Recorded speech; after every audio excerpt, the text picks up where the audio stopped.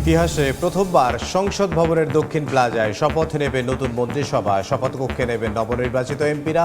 সংবিধান সংস্কার পরিষদের শপথ নিয়ে ধোঁয়াশা। ফাঁসিবাদ বিরোধী আন্দোলনে অবদান রাখা নেতারা গুরুত্ব পাবেন মন্ত্রিসভায়, বললেন মেজর হাফিজ। বিরোধী দলের ছায়া সংসদকে স্বাগত জানালেন সালাউদ্দিন। ত্রুটি বিচ্যুতি থাকলেও এবারে নির্বাচন সুষ্ঠু অন্তর্ভুক্তিমূলক হয়েছে বলছে টিআইবি। জাতীয় সংসদে জায়গা পাওয়াদের মধ্যে 236 জনই কোটিপতি। রমজান ঘিরে পর্যাপ্ত ভোগ্য পণ্য আমদানির পরও নিয়ন্ত্রণে আসছে না দাম। খাতুনগঞ্জে কেজিতে বেড়েছে 5 থেকে 7 টাকা। ভোক্তা অধিকার সংরক্ষণ অধিদপ্তরের অভিযান। সময় সংবাদের সঙ্গে আছে আমি ইমদাদুল হক। দেশের ইতিহাসে প্রথমবার সংসদ ভবনের দক্ষিণ প্লাজায় শপথ নেবে নতুন মন্ত্রিসভা। কাল বিকেলে রাষ্ট্রপতির কাছে শপথ নেবেন প্রধানমন্ত্রী ও মন্ত্রীরা। ঐতিহাসিক এই মুহূর্তের সাক্ষী হবেন 1000-এর বেশি দেশি বিদেশি অতিথি। এর আগে সকালে সংসদ ভবনের শপথ কক্ষে সিইসির কাছে শপথ নেবেন নবনির্বাচিত এমপিরা। তবে সংবিধান সংস্কার পরিষদের সদস্য হিসেবে শপথ নেবেন কিনা তা নিয়ে রয়েছে ধোঁয়াশা। ত্রয়োদশ জাতীয় সংসদ নির্বাচনে নির্বাচিত সংসদ সদস্যদের বরণ করতে প্রস্তুত জাতীয় সংসদ ভবন।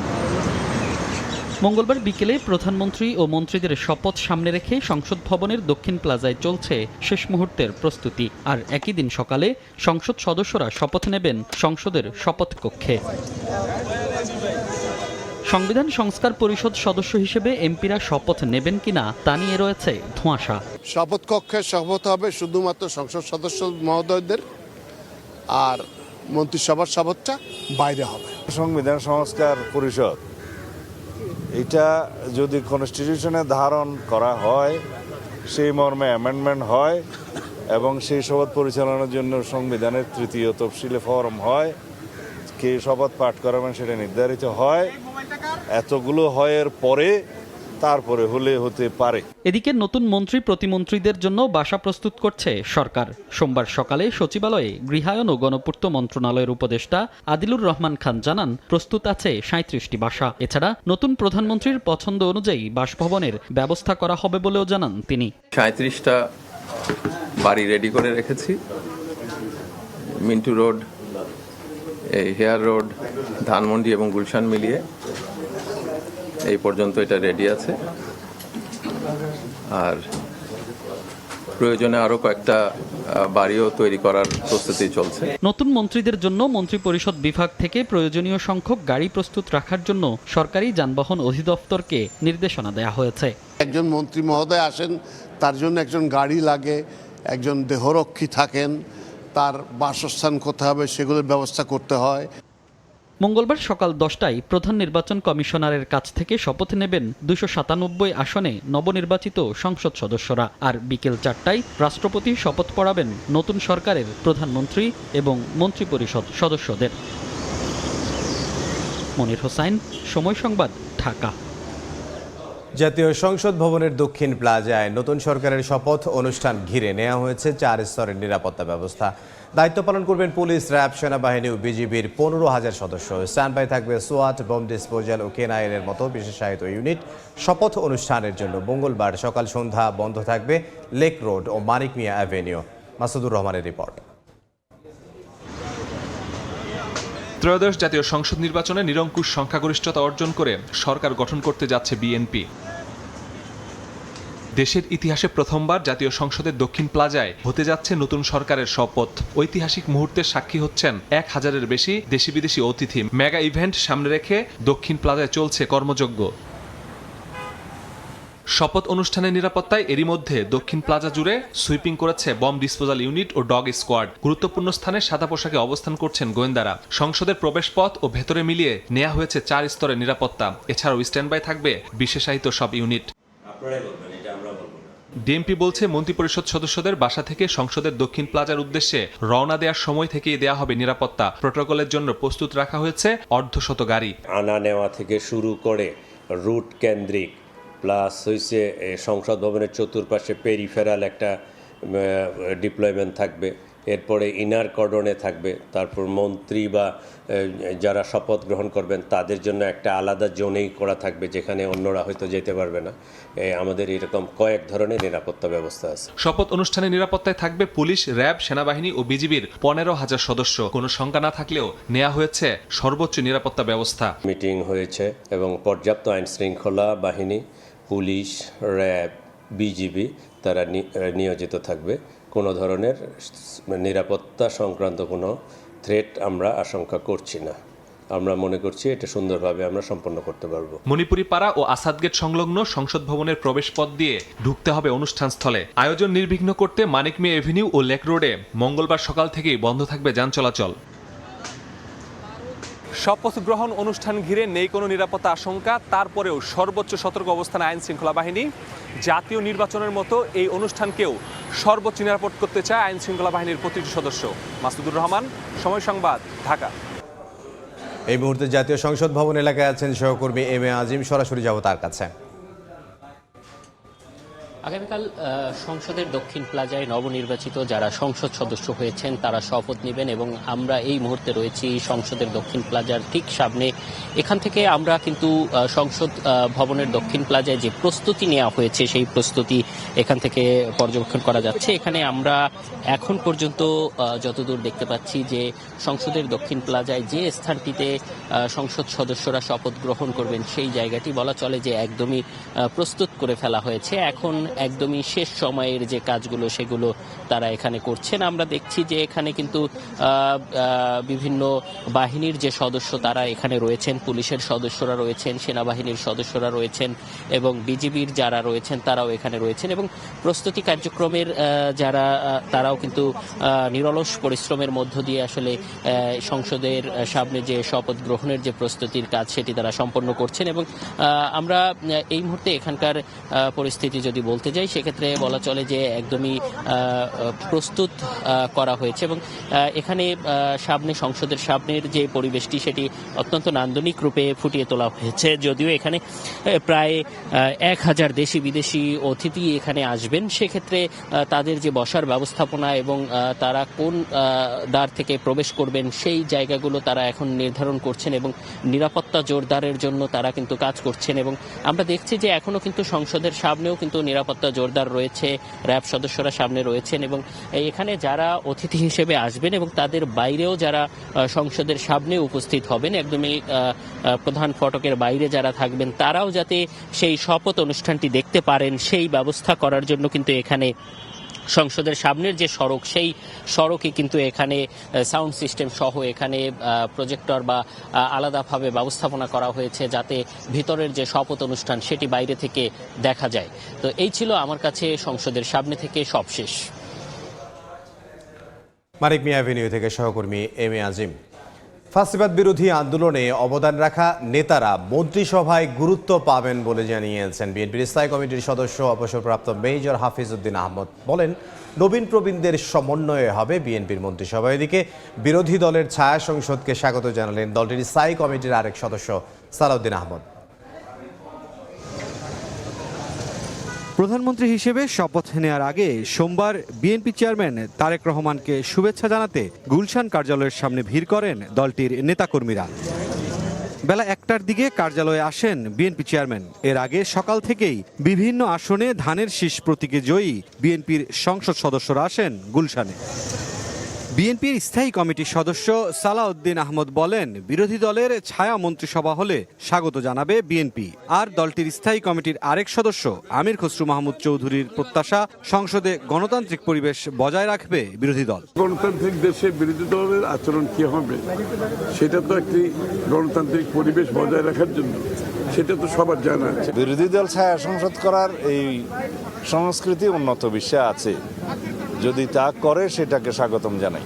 এদিকে রাজধানীর মহাখালীতে আলাদা অনুষ্ঠানে বিএনপির স্থায়ী কমিটির সদস্য হাফিজ উদ্দিন আহমদ জানান, যারা ফ্যাসিবাদের বিরুদ্ধে আন্দোলন সংগ্রাম করেছেন তারাই মন্ত্রিসভায় গুরুত্ব পাবেন। নবীন প্রবীণদের সমন্বয়ে গঠন হবে বিএনপির মন্ত্রিসভা।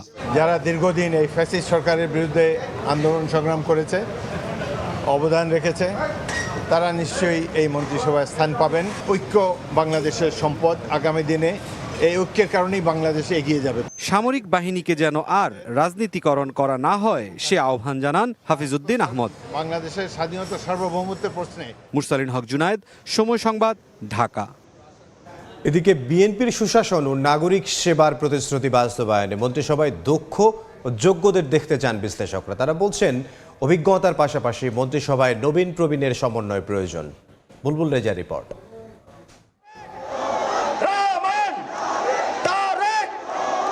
দীর্ঘ ২০ বছর পর মঙ্গলবার তারেক রহমানের নেতৃত্বে সরকার গঠন করতে যাচ্ছে বিএনপি। এই ২ দশকে বিএনপিকে পার হতে হয়েছে অনেক চড়াই উতরাই। অবশেষে ১২ ফেব্রুয়ারির ভোটে জনগণ আস্থা রেখেছে দলটির ওপর। ২১২ আসনের ভূমিধস বিজয়ের পর এখন রাজনৈতিক মহলে মূল আলোচনা নতুন মন্ত্রিসভা নিয়ে। সম্ভাব্য মন্ত্রীদের তালিকায় কাদের নাম থাকছে তা নিয়ে চলছে জল্পনা কল্পনা। বিএনপির মন্ত্রিসভা কেমন হওয়া উচিত, এমন প্রশ্নের উত্তরে বিশ্লেষকরা বলছেন সততার কোনো বিকল্প নেই, দক্ষতা আর অভিজ্ঞতা হওয়া উচিত অন্যতম মাপকাঠি। মন্ত্রী হবেন বা যারা এমপি হবেন তাদের মাথায় রাখতে হবে যে আমি মন্ত্রী হিসেবে ওই মন্ত্রণালয় বা এমপি হিসেবে ওই এলাকা, এটি আমার এলাকা বা আমার বাবার এলাকা, এই ভাবনাটা থেকে দূরে থাকতে হবে এবং তাহলেই কিন্তু একটা সঠিক সূচনা হবে বলে আমি মনে করি। আরও একটি গুরুত্বপূর্ণ বিষয় যে দুর্নীতিমুক্ত বাংলাদেশের কথা আমরা বলছি, এটি আমার বলতে কোনো দ্বিধা নাই, যেটি একদিনে হবে না, কিন্তু তার শুরুটা কিন্তু হবে এই মন্ত্রী পরিষদের প্রথম দিনের কাজ থেকে। অর্থ, বাণিজ্য, স্বরাষ্ট্র আর পররাষ্ট্র এই ৪ মন্ত্রণালয়ের মন্ত্রী বাছাইয়ে সর্বোচ্চ গুরুত্ব দেওয়ার পরামর্শ এই রাষ্ট্রবিজ্ঞানীর। একটা হলো স্পেশালাইজড নলেজ, নীতি নির্ধারণের যে জ্ঞান, আরেকদিকে তার রাজনৈতিক অভিজ্ঞতা। দুইটার মিশেল যাদের মধ্যে আছে তারা অধিকতর ভালো করবে। সরকার যে ধরনের পরিকল্পনা হাতে নিয়েছে, এই পরিকল্পনাগুলো বাস্তবায়ন করতে হলে তার বিদেশের সাথে সম্পর্ককে স্বাভাবিক করতে হবে। আমি অর্থ মন্ত্রণালয়কে ১ নম্বর দিব, পররাষ্ট্র মন্ত্রণালয়কে ২ নম্বর, ৩ নম্বর হচ্ছে স্বরাষ্ট্র, ৪ নম্বর হচ্ছে বাণিজ্য মন্ত্রণালয়।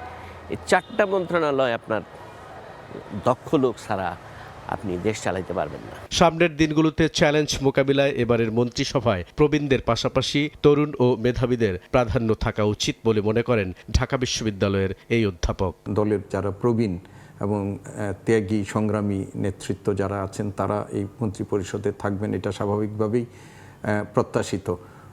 অভিজ্ঞতার একটা তো মূল্য আছে এবং একই সাথে আমরা দেখতে পাচ্ছি যে এইবার বিএনপি তাদের দল থেকে যাদেরকে মনোনয়ন দিয়েছিলেন, প্রবীণ এবং নবীনদের একটা সমন্বয় দলের মধ্যে আছে। একটা নবীন এবং প্রবীণের যদি একটা সমন্বয় হয়, প্রবীণদের অভিজ্ঞতা এবং নবীনদের যে নতুন দৃষ্টিভঙ্গি, এটার সমন্বয় এখন খুবই জরুরি। রাষ্ট্র পরিচালনায় যেসব প্রতিশ্রুতি দিয়েছে বিএনপি তার কতটা বাস্তবায়ন সম্ভব সেটি মন্ত্রিসভা দেখে ধারণা পাওয়া যাবে, এমনটা বলছেন বিশ্লেষকরা। বুলবুল রেজা, সময় সংবাদ, ঢাকা। ইসলামী আন্দোলনের আমির চরমোনাই পীর মুফতি সৈয়দ মোহাম্মদ রেজাউল করিমের সঙ্গে সৌজন্য সাক্ষাৎ করবেন বিএনপি চেয়ারম্যান তারেক রহমান। ইসলামী আন্দোলন বাংলাদেশ জানায় সন্ধ্যায় রাজধানীর সিদ্ধেশ্বরী রোডে চরমোনাই পীরের বাসায় যাবেন বিএনপি চেয়ারম্যান। এর আগে রোববার সন্ধ্যায় জামায়াতে ইসলামীর আমির ডক্টর শফিকুর রহমানের সঙ্গে সাক্ষাৎ করতে তার বাসায় যান বিএনপি চেয়ারম্যান। এ সময় তারেক রহমানকে ফুলেল শুভেচ্ছা জানান জামাতের আমির। পরে এনসিপির আহ্বায়ক নাহিদ ইসলামের বাসায় যান তারেক রহমান।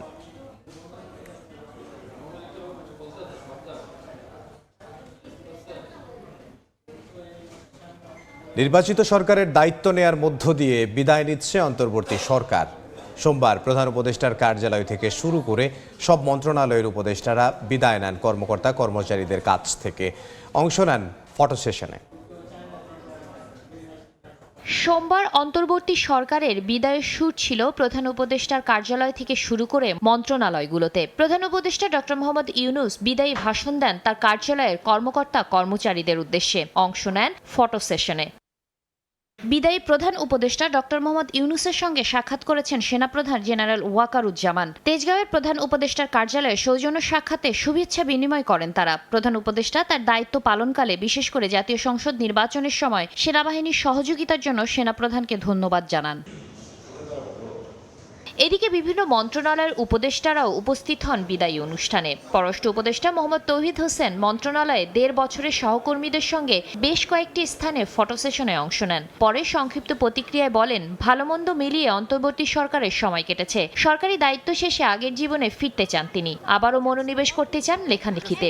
ভালো মন্দ মিলিয়ে তো 1.5 বছর কেটে গেল, তো আমি আমার পুরনো জীবনে ফিরে যাব। কিছু লেখালেখি, কিছু মাঝে মাঝে কিছু কথা বলা, এইটুকুই। সেই সূত্রে হয়তো আপনাদের সাথে এরপরে আরও যোগাযোগ হবে। সচিবালয় গণপূর্ত উপদেষ্টা আদিলুর রহমান খান মুখোমুখি হন গণমাধ্যমের। তার প্রশ্নোত্তর পর্বেও ছিল বিদায়ের সুর। রাষ্ট্রে যে গত 15.5 বছরের যে ফ্যাসিবাদী শাসন, তার থেকে দেশকে একটা নতুন গতির মধ্যে নিয়ে আসার জন্য চেষ্টা করেছি। জনগণের কাছে দায়বদ্ধ থাকার চেষ্টা করেছি আমাদের কাজের জন্য। ওনারা দেখবেন আমরা কি করেছি, আমরা কি উদ্দেশ্যে মন্ত্রণালয়গুলো চালানোর চেষ্টা করেছি এবং কি ধরনের কাজগুলো নিয়েছি, এবং তারপরে ওনারা ওনাদের বিবেচনা অনুযায়ী সিদ্ধান্ত নেবেন। 2024 সালের 5 আগস্ট ছাত্র জনতার অভ্যুত্থানে শেখ হাসিনা সরকারের পতন হলে 8 আগস্ট গঠিত হয় অন্তর্বর্তী সরকার। শাতিলা শারমিন, সময় সংবাদ, ঢাকা। অবশেষে জুলাই জাতীয় সনদে সই করতে যাচ্ছে এনসিপি। সন্ধ্যায় রাষ্ট্রীয় অতিথি ভবন যমুনায় সনদে সই করবে দলটি। দুপুরে এনসিপি থেকে পাঠানো বার্তায় জানানো হয়, সন্ধ্যা 6টায় যমুনায় যাবেন দলের আহ্বায়ক নাহিদ ইসলাম, সরওয়ার তুষার, মনিরা শারমিন, জাভেদ রাসিন ও জহিরুল ইসলাম মুসা। এর আগে গত বছরের 17 অক্টোবর জাতীয় সংসদের দক্ষিণ প্লাজায় জুলাই সনদে স্বাক্ষর করে বিএনপি সহ 25টি রাজনৈতিক দল। তখন সনদে সই করতে রাজি হয়নি এনসিপি। ত্রুটি বিচ্যুতি সত্ত্বেও এবারের নির্বাচন সুষ্ঠু ও অন্তর্ভুক্তিমূলক হয়েছে বলে মনে করেন টিআইবির নির্বাহী পরিচালক ডক্টর ইফতেখারুজ্জামান। রাজধানীর ধানমন্ডি কার্যালয়ে সংবাদ সম্মেলনে প্রার্থীদের হলফনামা ও নির্বাচন নিয়ে পর্যবেক্ষণ তুলে ধরে টিআইবি। এই সময় বলা হয়, 99% প্রার্থী কোনো না কোনোভাবে নির্বাচনী আচরণ বিধি লঙ্ঘন করেছেন। এবার সংসদে 236 জন কোটিপতি বলেও জানায় টিআইবি। সার্বিকভাবে নির্বাচন গ্রহণযোগ্য মাত্রায় সুষ্ঠু, অংশগ্রহণমূলক এবং প্রতিযোগিতামূলক ও অন্তর্ভুক্তমূলক হয়েছে।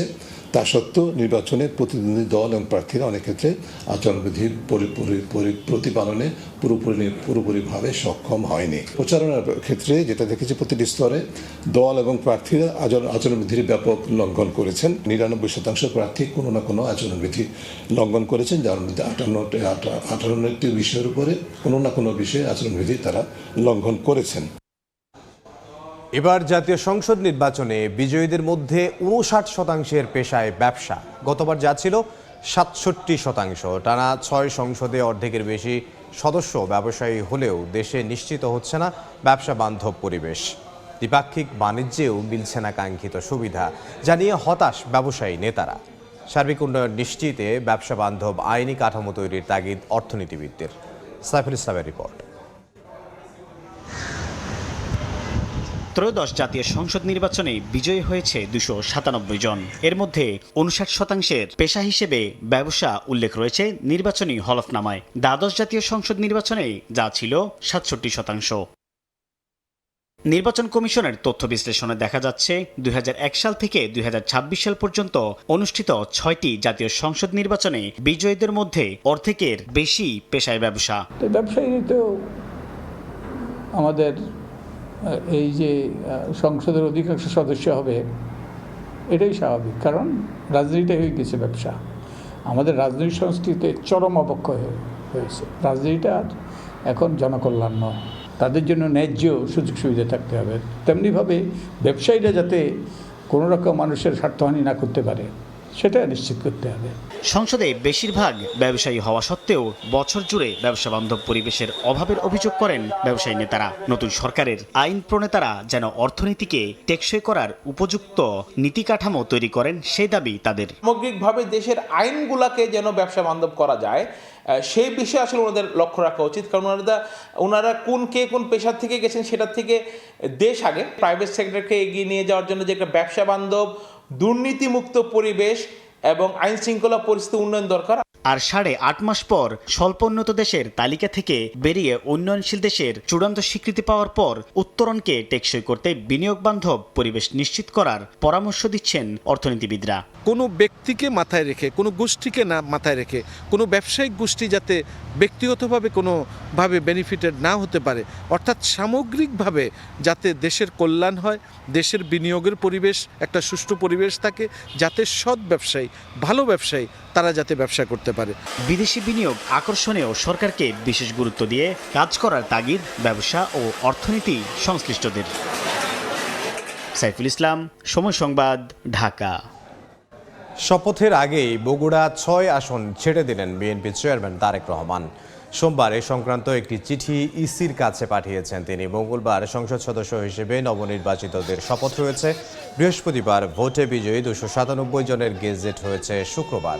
এই নির্বাচনে বিএনপি চেয়ারম্যান 2টি আসনে ভোট করে জিতেছেন। গণপ্রতিনিধিত্ব অধ্যাদেশ অনুযায়ী এক ব্যক্তি সর্বোচ্চ 3টি আসনে নির্বাচন করতে পারেন। আর সংবিধান অনুযায়ী একজন সংসদ সদস্য একটি আসনের প্রতিনিধিত্ব করবেন। সেক্ষেত্রে 2টি আসনে নির্বাচিত হলেও ঢাকা 17 আসনের প্রতিনিধিত্ব করার বিষয়টি ইসি সচিবালয়কে জানান বিএনপি চেয়ারম্যান। সময় সংবাদে আরও থাকছে। অধিকৃত পশ্চিম তীরের জমি রাষ্ট্রীয় সম্পত্তি হিসেবে অনুমোদন দিল ইসরায়েল। তীব্র নিন্দা হামাসের। গাজা পুনর্গঠনে $500 কোটি সহায়তার অঙ্গীকার বড় পিসের।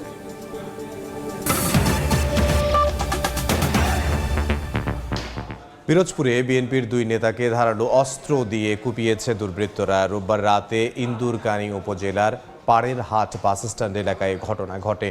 আহতরা হলেন সদর উপজেলা বিএনপির সাবেক আহ্বায়ক মহিউদ্দিন মল্লিক নাসির ও তার ভাতিজা শঙ্কর পাশা ইউনিয়ন বিএনপির সাধারণ সম্পাদক রিয়াজউদ্দিন মল্লিক নিপু। পুলিশ জানায় রাতে মোটরসাইকেলে বাড়ি ফিরছিলেন তারা। 8 থেকে 10টি মোটরসাইকেলে আসা দুর্বৃত্তরা তাদের গতিরোধ করে ধারালো অস্ত্র দিয়ে কুপিয়ে পালিয়ে যায়। পরে স্থানীয়রা তাদের উদ্ধার করে পিরোজপুর জেলা হাসপাতালে ভর্তি করেন। তাদের উন্নত চিকিৎসার জন্য খুলনা মেডিকেলে পাঠানো হয়েছে।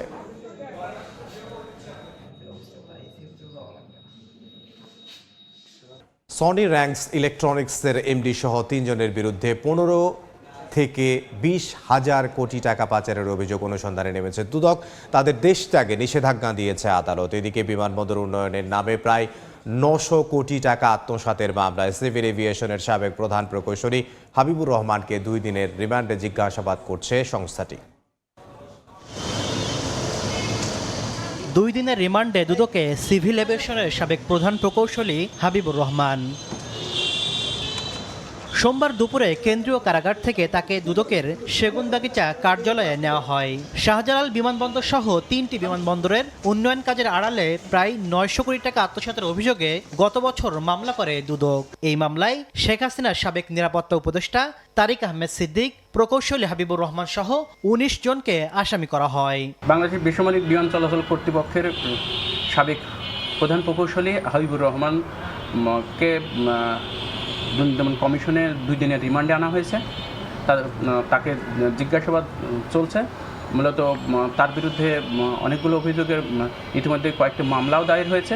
এদিকে কর্পোরেট খাতের বড় ধরনের অর্থ পাচারের অনুসন্ধানে নেমেছে দুদক। সনি র্যাঙ্কস ইলেকট্রনিক্সের এমডি ইকরাম হোসেন সহ 3 জনের বিরুদ্ধে 15 থেকে 20,000 কোটি টাকা বিদেশে পাচারের অভিযোগ উঠেছে।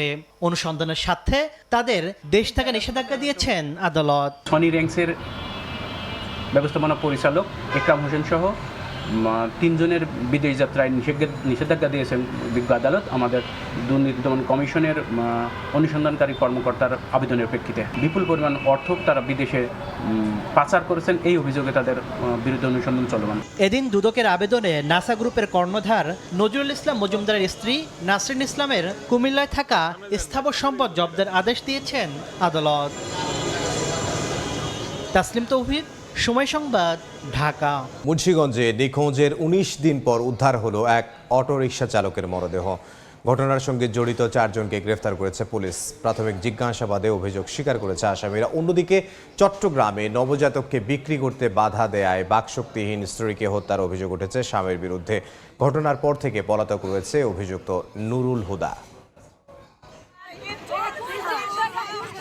জুয়া নেশাগ্রস্ত হয়ে ঋণের বোঝা কমাতে উপায় খোঁজে শরীফ সুলতান আফসু, রাজন শেখ ও ইমরান সরকার। মুন্সিগঞ্জ সদর উপজেলার উত্তর চরমুশরা গ্রামের শাকিল খালাসির অটোরিকশা ছিনতাইয়ের পরিকল্পনা করে তারা। ২৭ জানুয়ারি সন্ধ্যায় অটোরিকশা ছিনিয়ে নিয়ে হত্যা করা হয় শাকিলকে। লাশ ফেলা হয় মেঘনা নদীতে, আর অটোরিকশা বিক্রি করা হয় ইউসুফ গাজী নামে এক ব্যক্তির কাছে।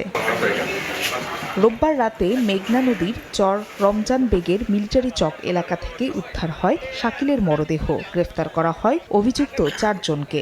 প্রথমের দিকে তারা স্বীকার করে না, পরবর্তীতে স্বীকার করে যে আমরা এই হত্যাকাণ্ডের সঙ্গে জড়িত এবং এই হত্যাকাণ্ডের সঙ্গে অন্যান্য যারা জড়িত তাদেরকে আমরা গ্রেফতার করি। এই ঘটনায় সদর থানা ঘেরাও করে বিচার দাবি করেন স্বজন ও এলাকাবাসী। আমার সন্তান আমার বুয়াটা কাইরা নিছে, আমি আর মার বুয়াটা কাইরা আনমু।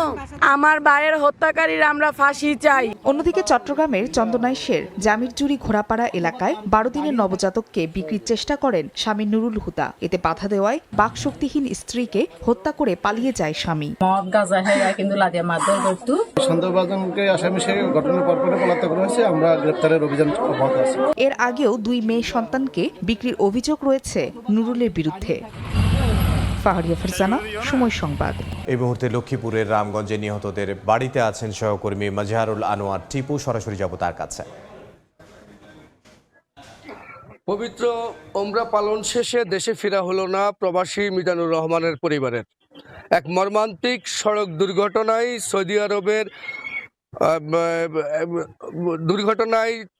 মিজানুর রহমান, তার স্ত্রী এবং তার 2 কন্যা সহ নিহত হয়েছেন এবং ওই গাড়িতে মূলত আরও 2 জন, টোটাল 6 জন ছিলেন। এই 6 জন নিহত হয়েছেন। এর মধ্যে মিজানুর রহমানের পরিবারেরই হচ্ছে 4 জন। মিজানুর রহমানের ছোট মেয়ে 1.5 বছর বয়সী, যার নাম হচ্ছে শুভা। সে জীবন মৃত্যুর সন্ধিক্ষণে আইসিইউতে চিকিৎসাধীন রয়েছেন। আমি আপনাকে একটা বিষয় জানিয়ে রাখি যে এই মাসের 3 তারিখে পবিত্র ওমরা পালনের উদ্দেশ্যে মিজানুর রহমানের স্ত্রী ফারজানা ইয়াসমিন, তার 3 কন্যা মেহের আফরোজ, ফাইজা ও সুবাকে নিয়ে সৌদি আরব গমন করেন। গতকালকে তারা পবিত্র ওমরা হজ পালন শেষে তারা তার মিজানুর রহমানের যে কর্মস্থল আবাতে ফিরছিলেন। প্রতিমধ্যেই কিন্তু তারা মর্মান্তিক সড়ক দুর্ঘটনার শিকার হন। মিজানুর রহমান প্রায় 20 বছর যাবৎ থেকেই সৌদি আরবে আছেন। তিনি সেখানে তার নিজস্ব ব্যবসা প্রতিষ্ঠান রয়েছে। সেই ব্যবসা প্রতিষ্ঠান তিনি দেখভাল করেন। মিজানুর রহমান অনেকটা শখ করেই তার স্ত্রী এবং কন্যাদেরকে নিয়েছিলেন যে পবিত্র ওমরা পালনের জন্য, কিন্তু সেই ওমরা পালন হলো ঠিকই, কিন্তু মিজানুর রহমান সহ তার পরিবারের 4 জনকেই হারিয়েছে স্বজনরা। এবং এই মর্মান্তিক মৃত্যুর খবর বাংলাদেশে আসার পরেই মিজানুর রহমানের আত্মীয় স্বজন, পাড়া প্রতিবেশী সবার মধ্যে কিন্তু একটা শোকের মাতম চলছে এবং এখানে সবাই বাকরুদ্ধ এবং কেউ বিশ্বাস করতে পারছেন না যে যেই পরিবার 3 তারিখে সৌদি আরবে গিয়েছেন পবিত্র ওমরা হজ পালনের জন্য, সেই পরিবার আজ মরদেহ মৃত অবস্থায় পড়ে আছে সৌদির রাস্তায়। এখানে ওনার যে 3 মেয়ে, তার মধ্যে সবচেয়ে বড় যে মেয়েটা, সে মেয়ে ফারজানা ইয়াসমিন, তার বয়স 13 বছর। সে স্থানীয় একটি হাই স্কুলের 6ষ্ঠ শ্রেণীর ছাত্রী ছিল এবং মেহের আফরোজ তার যে দ্বিতীয় মেয়ে 4র্থ শ্রেণীর ছাত্রী ছিল। এই ছিল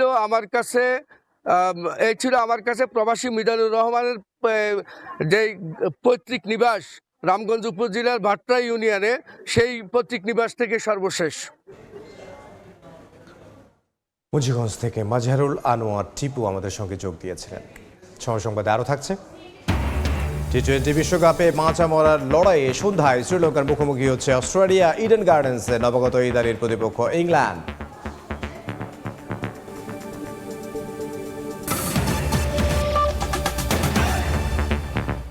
রমজান সামনে রেখে রেকর্ড পরিমাণ ভোগ্যপণ্য আমদানির পর নানা অজুহাতে দাম নিয়ন্ত্রণে আসছে না। বিশেষ করে চট্টগ্রাম বন্দরের শ্রমিক ধর্মঘট ও নির্বাচনে বন্ধের অজুহাতে কেজিতে 5 থেকে 7 টাকা বেড়েছে সব ধরনের ভোগ্যপণ্যের দাম। অথচ গত 7.5 মাসে 30,000 কোটি টাকার 17 ধরনের 29 লাখ মেট্রিক টন ভোগ্যপণ্য আমদানি হয়েছে। শেখাউদ্দিপুর ক্যামেরায় বিস্তারিত, কমলদের রিপোর্টে।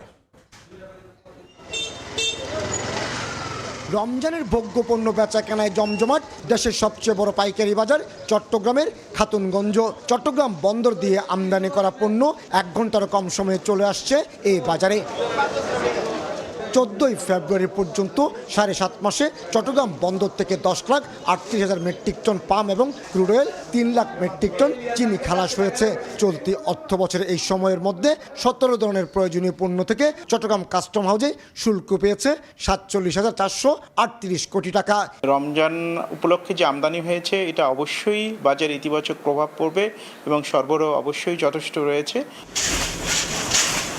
জানুয়ারি মাসে পাইকারি পর্যায়ে সাধারণ মানের ছোলা 65 থেকে 70 টাকা এবং ভালো মানের ছোলা 74 থেকে 75 টাকায় বিক্রি হলো, এখন তা বিক্রি হচ্ছে 80 থেকে 85 টাকায়। সরবরাহ বন্ধ ছিল চট্টগ্রাম পৌদের জটিলতার কারণে, সেই কারণে প্রায় প্রত্যেকটি ছোলার মান বেঁধে 5 থেকে 6 টাকা দাম বেড়েছে। ছোলার মতো পরিস্থিতি খেজুরের বাজারও। শুল্ক হার 10% কমানোর সুবিধাকে কাজে লাগিয়ে 47,073 মেট্রিক টন খেজুর আমদানি হয়েছে বাংলাদেশে। নির্বাচন প্রক্রিয়া নিয়ে খেজুরের বাজারটা একটু অস্থির ছিল। টোটালি বলতে গেলে যেটা 1800-1900 টাকার বাজার সেটা 2200, অনেক জায়গায় 2300 পর্যন্ত হয়ে গিয়েছিল আর কি। এখন এটা কমে আসছে। দেশের ভোগ্য পণ্যের বাজার আমদানি নির্ভর হওয়ার কারণে এখানে নানা মাত্রায় চলে কারসাজি। বিশেষ করে রমজানকে সামনে রেখে যেসব ভোগ্যপণ্য আমদানি করা হয় নানা অজুহাতে চলে দাম বাড়ানোর প্রতিযোগিতা। চট্টগ্রাম বন্দরের শ্রমিক ধর্মঘটের কারণে অন্তত 7 দিন যেমন ভোগ্যপণ্যের সরবরাহ লাইনে সংকটের সৃষ্টি করেছিল, তার সঙ্গে যুক্ত হয়েছিল জাতীয় নির্বাচনকে কেন্দ্র করে 2 দিনের সরকারি বন্ধ। তবে পরিস্থিতির উন্নতি হয়, সরবরাহ স্বাভাবিক হয়ে আসলো। দাম নিয়ন্ত্রণে এখনও প্রশাসন তেমন কোনো কার্যকর ভূমিকা নিচ্ছে না বলে অভিযোগ উঠেছে। নির্বাচনের কার্যক্রম শেষ, এই সময়টা যদি সরকার এই বিষয়গুলো দেখাশোনা করে মাল যে পর্যাপ্ত যে আমদানিগুলি আছে আমদানিগুলো যদি সমভাবে দেশের বিভিন্ন জায়গায় যায় তাহলে কিন্তু আসলে রমজানের সংকট হওয়ার কথা। রমজান মাসে দেশে 3 লাখ মেট্রিক টনের বেশি ভোজ্য তেল, 2.5 লাখ মেট্রিক টন চিনি, 1 লাখ মেট্রিক টন ছোলা এবং 80 থেকে 90 হাজার মেট্রিক টন খেজুরের চাহিদা রয়েছে। কমল দে, সময় সংবাদ, চট্টগ্রাম।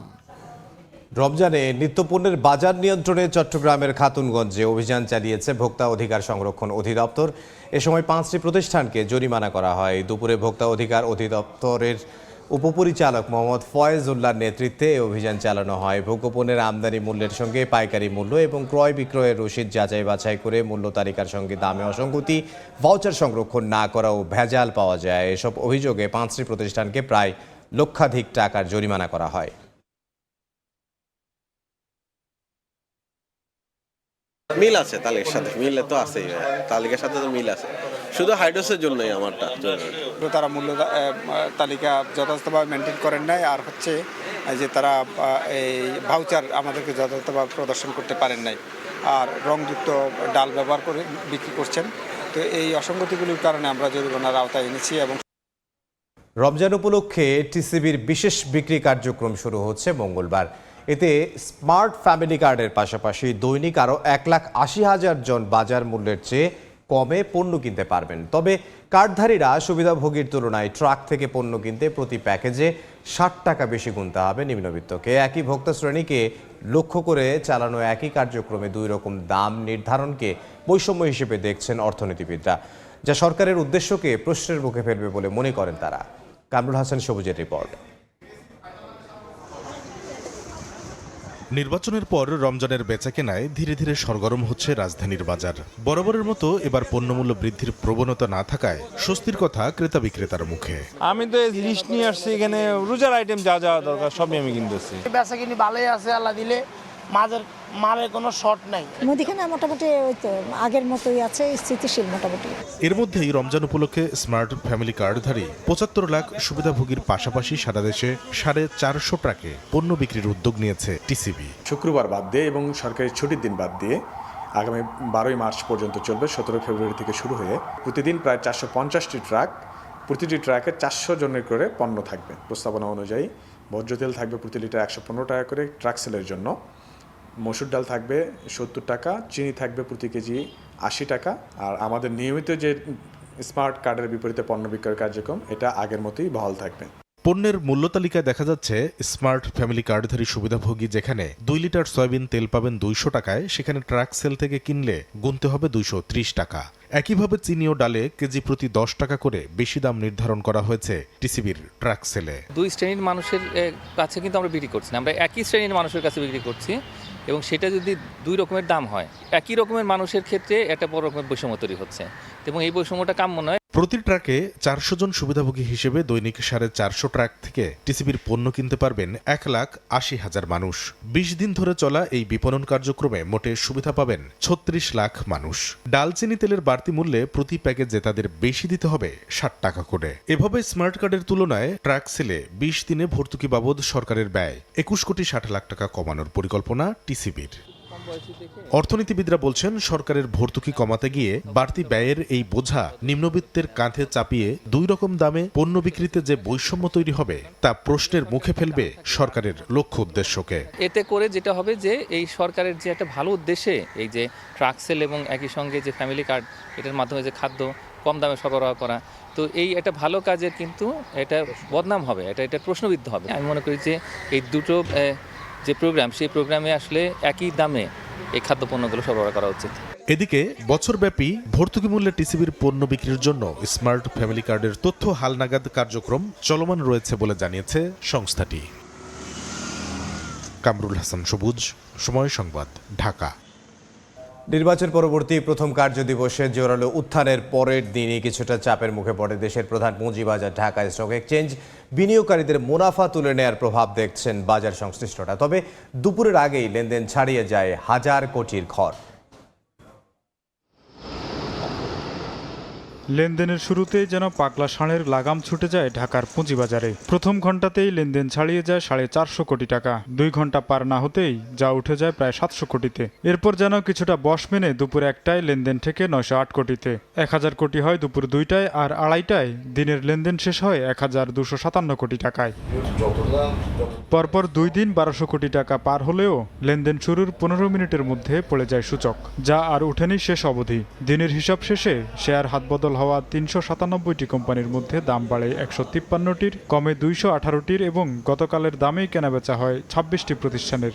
আশা রাখি সামনে থেকে একটানা বাড়বে, কারণ সামনে শপথ আছে। গতকালকে ঊর্ধ্বমুখী হওয়ার পরে আজকে যে নেমে যাচ্ছে, আসলে মানুষ আস্থা রাখতে পারতেছে না। নতুন সরকার যারা আসবে তারাই বাজারের প্রতি নজর দিবে, আমাদের এটা একটা তাদের প্রতি উদাত্ত আহ্বান। নির্বাচনের পর প্রথম দিনের উচ্ছ্বাসে বড় উত্থান হলেও মুনাফা গ্রহণের প্রবণতায় খানিকটা পড়ে যায় পরদিন। 1000 কোটি টাকা পার হওয়া লেনদেনের ধারাবাহিকতা ধরে রাখতে নতুন শেয়ার বাজারে আনার তাগিদ দিচ্ছেন ডিএসসি ব্রোকার্স অ্যাসোসিয়েশন ডিবিএ। যে 1500 বা 2000 কোটি টাকা যদি আমাদেরকে ধরে রাখতে হয়, তাহলে আমাদেরকে we have to bring new shares into the market. আমাদের সাপ্লাই সাইডটা বাড়াতে হবে, তাহলে আমাদের এই যে ইন্টারেস্টটা বা confidence of the investors and people, সেটা আমরা সাস্টেইন করতে পারবো। দিনভর সূচকের ওঠানামা থাকলেও এটিকে লেনদেনের স্বাভাবিক চরিত্রই বলছেন বিনিয়োগকারীরা। তোফাজ্জল হোসাইন, সময় সংবাদ, ঢাকা। এবার বরিশাল বিভাগের সংবাদ।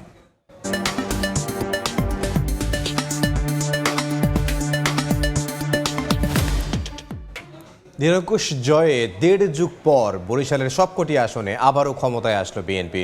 দলটির নেতারা বলছেন, কেন্দ্র থেকে তৃণমূলের ঐক্যবদ্ধ শক্তি বিজয়ের বন্দরে পৌঁছাতে ভূমিকা রেখেছে। ধানের শীষের সমর্থকদের বাইরেও আস্থা রেখেছেন তরুণ ও সংখ্যালঘু ভোটাররা। এবার আস্থার প্রতিদান দিতে জন আকাঙ্ক্ষা বাস্তবায়নে কাজ করার পরামর্শ বিশ্লেষকদের। অপূর্ব রিপোর্ট। বহুকাঙ্ক্ষিত ত্রয়োদশ জাতীয় সংসদ নির্বাচনে ধানের শীষের জয় জয়কার। বরিশাল জেলার সবগুলো 6টি আসন ছাড়াও বিভাগের 21টি আসনের 18টিতেই নিরঙ্কুশ জয় বিএনপির। সংশ্লিষ্টরা বলছেন, বিভাগে তরুণ ভোটারদের সংখ্যায় 1/3, যারা এ নির্বাচনে মূল ফ্যাক্টর হিসেবে কাজ করেছেন। তরুণরা বলছেন, কর্মসংস্থান এবং পরিবর্তনের আকাঙ্ক্ষা থেকেই তারা ধানের শীষকে বেছে নিয়েছেন। সঙ্গে সংখ্যালঘু ভোটারদেরও সরব উপস্থিতিও দেখা গেছে ভোটের লাইনে। তাদের যে প্রতিশ্রুতি যে 1 কোটি কর্মসংস্থান তারা তরুণদের জন্য প্রদান করবে, এটি তরুণদের মনে জায়গা করে নিয়েছে। ভোটের মাঠে তরুণরা তারেক রহমানের উপরেই বিশ্বাস করছে এবং ধানের শীষে ভোট দিচ্ছে। পিরোজপুর, পটুয়াখালী ও বরগুনায় একটি করে আসন হারিয়েছে বিএনপি। প্রতিপক্ষের চেয়ে গড় ভোট ব্যবধান 20,000-এর কম। অন্যদিকে জয় পাওয়ার আসনে গড় ব্যবধান অন্তত 50,000। এটি বরিশাল জেলা ও মহানগর বিএনপির দলীয় কার্যালয়। স্থানীয় নেতাকর্মীরা বলছেন তাদের নিজের বাসাবাড়ির পর দ্বিতীয় ঠিকানা, দ্বিতীয় ঘর এই কার্যালয়।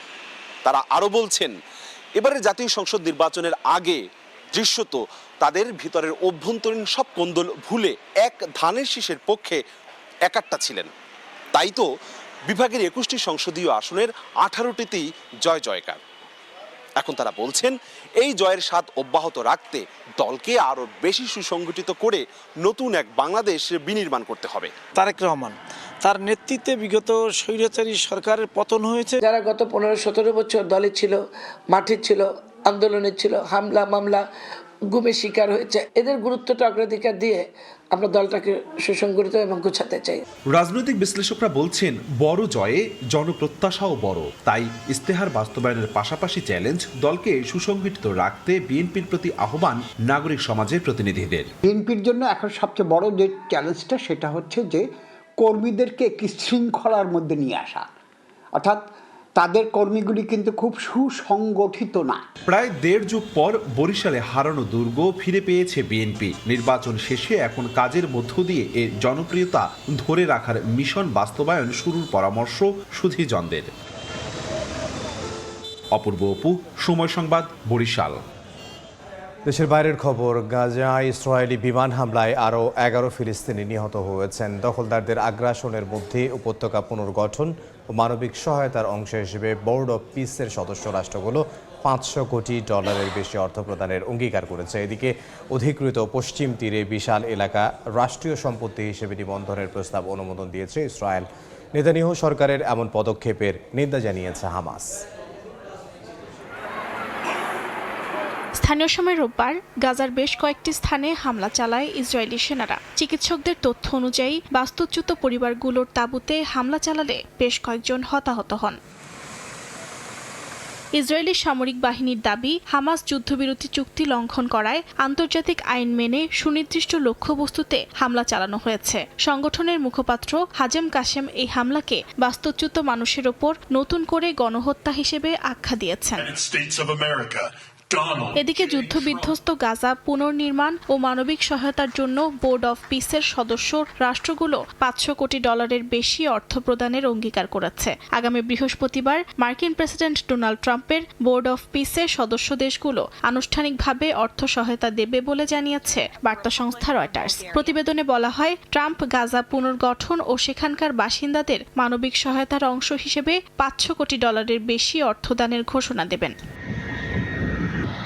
এর মধ্যেই অধিকৃত পশ্চিম তীরে বড় অংশের জমি রাষ্ট্রীয় সম্পত্তি হিসেবে নিবন্ধনের প্রস্তাব অনুমোদন দিয়েছে ইসরায়েল সরকার। প্রস্তাবটি উত্থাপন করেন কট্টরপন্থী অর্থমন্ত্রী বেজালেল স্টোটরিচ, বিচারমন্ত্রী ইয়ারিফ লেভিন ও প্রতিরক্ষামন্ত্রী ইসরায়েল কাটজ।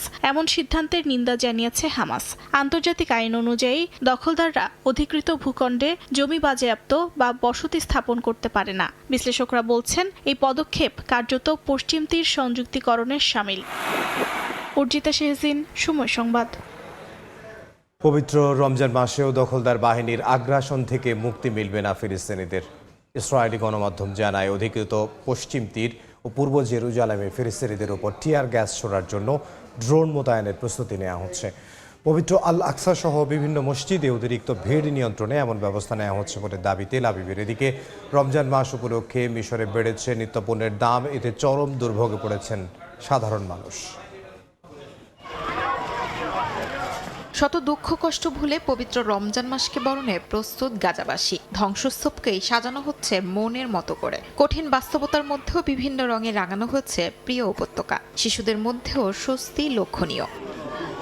রমজানেও ফিলিস্তিনিদের ওপর আগ্রাসনের প্রস্তুতি নিচ্ছে ইসরায়েলি দখলদার বাহিনী। ইসরায়েলি গণমাধ্যম চ্যানেল 12 জানায়, রমজানে অধিকৃত পশ্চিম তীর ও পূর্ব জেরুজালেমে ফিলিস্তিনিদের ওপর টিয়ার গ্যাস ছোড়ার জন্য ড্রোন মোতায়েনের প্রস্তুতি নেওয়া হচ্ছে। এরই মধ্যেই পশ্চিম তীরে বাড়ানো হয়েছে নিরাপত্তা বাহিনীর সদস্য সংখ্যা। 2023 সালের অক্টোবরের পর জেরুজালেমে প্রবেশের কড়াকড়ি আরোপ করে ইসরায়েল। পবিত্র আল আকসা মসজিদে নামাজ আদায়ও জারি করা হয় নানা বিধিনিষেধ। এবার রমজানে মুসল্লিদের ভিড় নিয়ন্ত্রণ করতেই টিয়ার গ্যাস ছোড়ার ড্রোন মোতায়েনের পরিকল্পনা নেতানিয়াহু বাহিনীর। এদিকে মিশরের রাজধানী কায়রোর বাজারে রমজান মাস উপলক্ষে নিত্যপণ্যের দাম আকাশ ছোঁয়া। বিশেষ করে শুকনো ফলের দাম সবচেয়ে বেশি। আমদানি করা পণ্য বিক্রি হচ্ছে চড়া দামে। এতে করে সাধারণ মানুষের দুর্ভোগ চরমে। বিক্রি আগের বছরের তুলনায় কম। আমরা প্রতিটি জিনিসের জন্য 3টি ক্যাটাগরি নিয়ে এসেছি, দামি, মাঝারি এবং সস্তা। বিশেষ করে সব আমদানি পণ্যের দাম বেড়েছে। সবকিছুর দাম বেড়েছে, বিশেষ করে শুকনো ফলের। হেজেলনাটের দাম আকাশ ছোঁয়া, তাই চীনা বাদাম কিনবো। বাজারে প্রতি কেজি হ্যাজেলনাট বিক্রি হচ্ছে 600 থেকে 700 মিশরীয় পাউন্ডে। ফলে সাধারণ মানুষ সুস্বাদু হ্যাজেলনাটের পরিবর্তে চীনা বাদামে নিজেদের চাহিদা মেটাচ্ছেন। এছাড়াও বাদামের পাশাপাশি খেজুরের দামও বেশ চড়া। কেজি প্রতি খেজুর বিক্রি হচ্ছে 20 থেকে 30 মিশরীয় পাউন্ডে। শিউলি রোসা, সময় সংবাদ। সৌদি আরবে পবিত্র রমজান মাসের চাঁদ দেখার জন্য আহ্বান জানিয়েছেন দেশটির সুপ্রিম কোর্ট। মঙ্গলবার সন্ধ্যায় চাঁদ দেখা গেলে তা নিকটস্থ কোর্ট ও স্থানীয় প্রশাসনকে জানাতে বলা হয়েছে। সৌদি সুপ্রিম কোর্টের এক বিবৃতিতে বলা হয়েছে, চাঁদ দেখা গেলে বুধবার থেকে দেশটিতে পবিত্র রমজান শুরু হবে। গালফ নিউজ জানিয়েছে, মঙ্গলবার সৌদি আরব সহ সংযুক্ত আরব আমিরাত, জর্ডান ও মিশরে চাঁদ দেখার প্রায় অসম্ভব হবে, কারণ এদিন চাঁদ সূর্যের আগে অস্ত যাবে। ফলে যেসব দেশ প্রত্যক্ষ চাঁদ দেখার ভিত্তিতে রমজান শুরু নির্ধারণ করে, তাদের শাবান মাস 30 দিন পূর্ণ করার সম্ভাবনাই বেশি বলে জানায় গণমাধ্যমটি।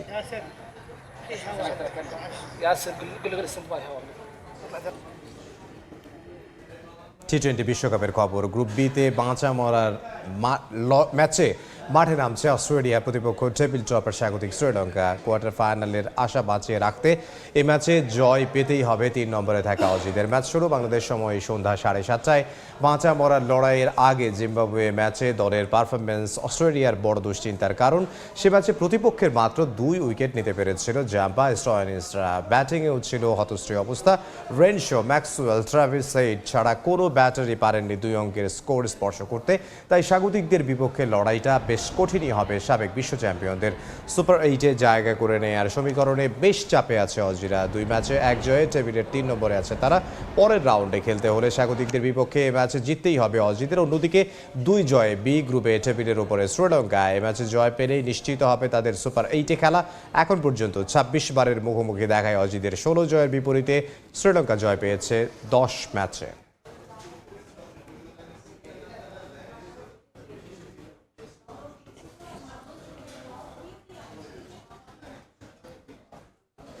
অযোগ্য লোকের হাতে পাকিস্তানের ক্রিকেট, যার বোর্ড পরিচালনা সম্পর্কে ধারণা নেই, তারাই এখন দায়িত্বে আছেন। ভারতের কাছে হারের পর পাকিস্তানের ক্রিকেট সম্পর্কে এমন মন্তব্য করেছেন সাবেক পেসার শোয়েব আখতার।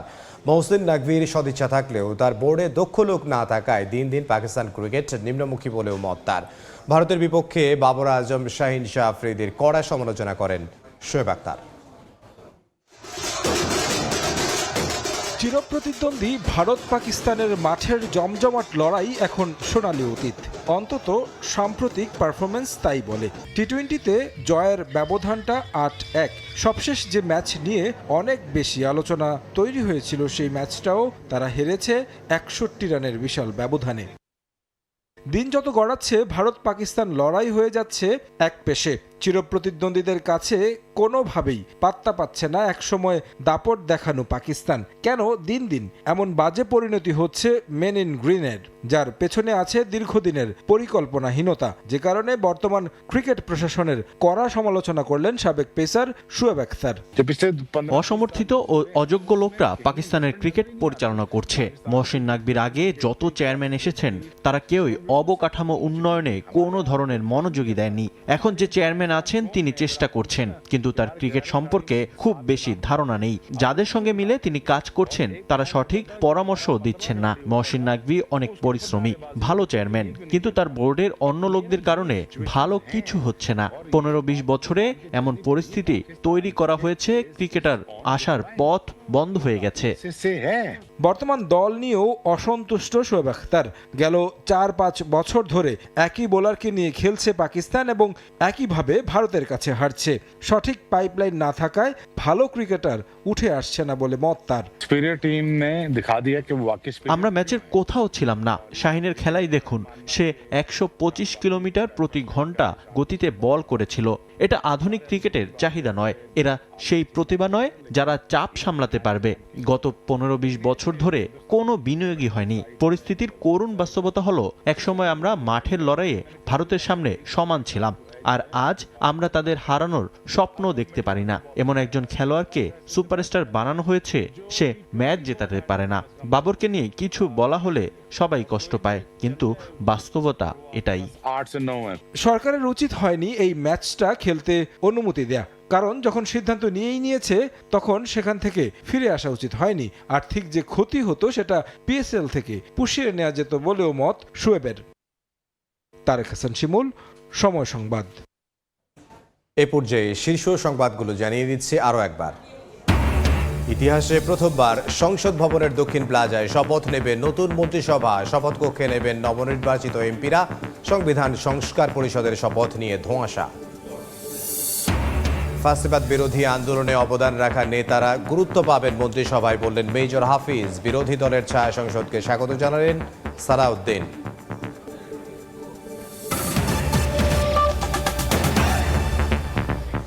এই ছিল 5টার সময় সংবাদে। এরপর বাংলার সময় নিয়ে আসছে কিছুক্ষণ পর।